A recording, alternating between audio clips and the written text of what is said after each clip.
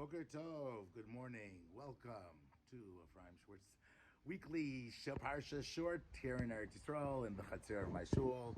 Gorgeous day here in Eretz Yisrael, beautiful blue skies. And we come to an incredible Parsha, Parsha's Vayishlach. And I mentioned last week how Parsha's Vayetze is the Parsha of Golus, Jews are going into exile. Parsha's Vayishlach, as opposed to that, is really the Parsha of returning to Eretz Yisrael. And I think that this is a Parsha that needs to be studied again and again and again, because it contains into all the secrets and all the knowledge that we need to know about what that process of coming back to Eretz Yisrael is going to look like, and what are the challenges that we'll have to face in order to do that. What keeps Jews in? What keeps Yaakov Avinu? What's holding him back? So in the beginning of the Parsha tells about the tremendous wealth that Yaakov has. Sometimes that's that wealth that'll hold us back into Galus, into Chutzlaretz.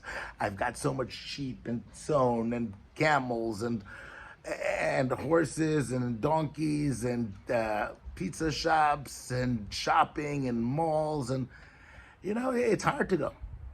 It's hard to come back. It's hard to go to Eretz Yisrael with so much weight behind us. And Yaakov has to realize that part of the process is to realize that this is really Esav. This is a form of Esav holding him back. And he's going to take those presents and he's going to send them off to Esav. He's take a lot of them. Send one after the other and the other. He's going to send it with angels. He's going to send it with the angels maybe that he met last week that are coming to bring him back to Eretz Yisrael. Right? Take my stuff. I'm leaving things. We're making a lift. We can only carry 40 cubic meters inside of our lift, right? And we've got to get rid of this stuff. It's holding me back. Perhaps that's the first lesson of the Parsha of Vayishlach, of recognizing and starting to sort through things. I remember when we made Aliyah, they told us we only had a limited amount of stuff we're allowed to take with us, right? And we should put, red, yellow, and green on what's a priority and what's not a priority. So for about a week and a half, I'm putting the greens on some things, my wife is taking them off, putting the red on it, and we had a lot of fun with that. But that's part of the process. What do I really need? And that's certainly Yaakov's preparation.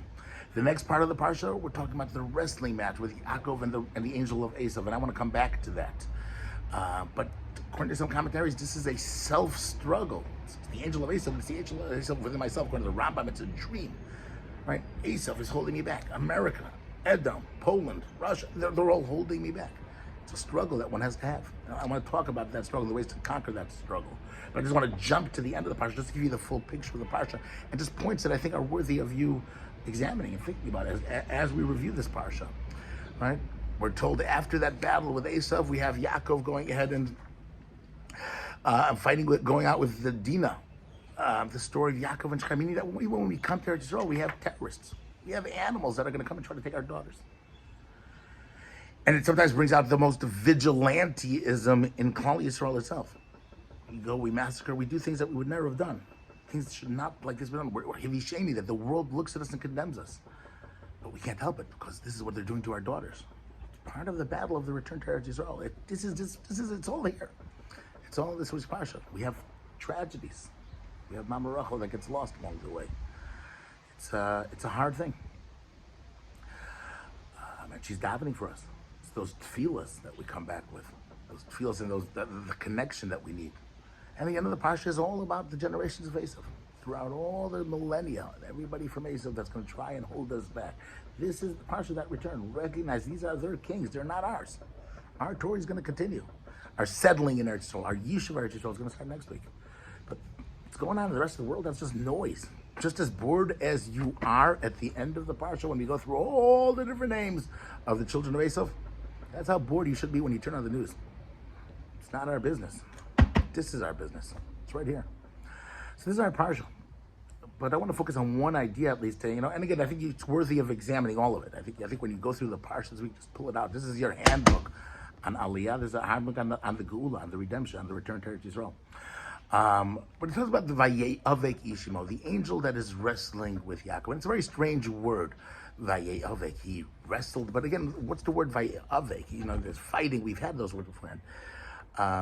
And Rashi gives us a few translations. Rashi said Vayavek Ishimo. The first one is Vayisafer Ish Loshon Avak So you malim afar beraglaim. They would raise up dust when they're wrestling on their feet.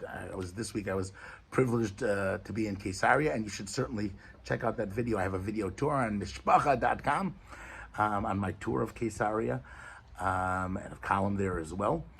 And just Google Ephraim Schwartz Mishpacha, subscribe. You don't even have to subscribe; you can just see it online.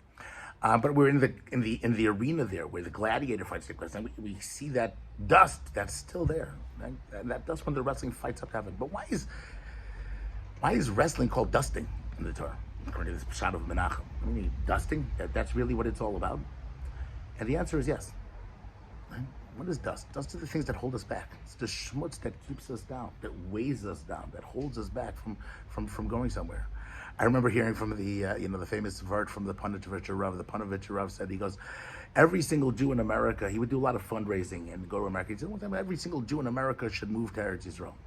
Zolder bleiben dort in nar ein shikker. They should just remain there, one drunk person, shikker. And I looked like, what are you talking about? He said, nor ein of us can shikken. One that could go ahead and send the money. But sometimes it's that money that's holding us there, that all of those things there is the dust. It's the dust of Esav, the things that define us, things that we're used to from Esav. And the process is to rise up and shake off that dust, get rid of it all. Right? There's I always said on Tashlach, I like to say this idea that there's two things. There's something called a Bal Avera, somebody that's an owner of Averas, and a Bar Mitzvah, a son of a mitzvah. What's the difference between a Bal Avera and a Bar Mitzvah? A Bar Mitzvah, a son of a mitzvah, means that's who I really am. That's what defines me. Right? A Bal Avera, I own sins.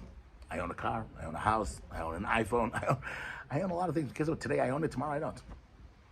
We throw away our Averas by Tashlach to show that it's not really mine. It comes today, it's not. But who am I? I am really the mitzvah.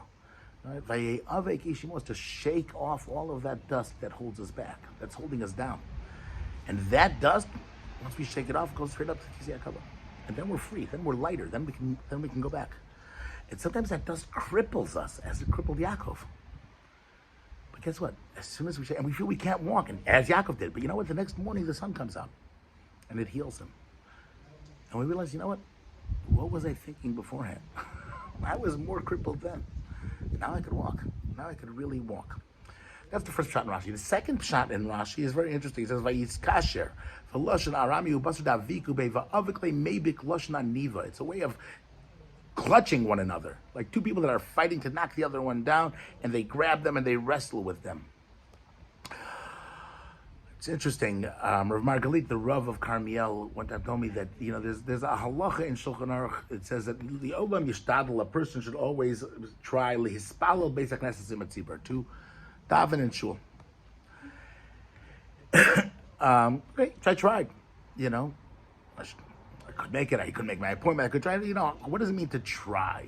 Try doesn't sound like it's such a and then you look at the Shulchan Aruch, he says, no, a person's got to go ahead and walk, back a mile. If you're on the way, you have to go back a mile to make the minyan. You have to go back forward 2 miles. It goes through different halachas of how significant, how really important it is. It's interesting. The word over here for wrestle that we said, Vayaveh, translates as Ishtadluse ime. You have to wrestle with it. You have to try. What we call hishtadlus, wrestling, right? What we call Vayaveh, he says it means wrestling. Hishtadlus means wrestling. It means I have to really fight myself. Am I battling myself to go ahead and to come to shul? Am I battling to download the tzibur? It's a good question, and that's the struggle that we have to do, particularly when the Eretz Yisrael. Am I struggling with the issues? Am I struggling with the idea that I have to come to Eretz Yisrael? Something that's fighting it, or is it just like I'm davening? And Yaakov has to go through that before coming back. He has to deal with that. Interesting enough, Rav Margalit points out that when it says Vayechiyefate ish besula asher lo yarasa, that there's a parsha that talks about the seduction of a girl that was engaged, the parsha of ones umufata, of rape and the seduction, and the word over there Vayefata also translates as hishtadlus, yishtadel, arei yishtadel, right? Shtadlus doesn't always have to mean physical fighting or internal fighting and struggle. It could also mean sometimes through the method of seducing oneself. It's so beautiful, it's so nice, it's so wonderful.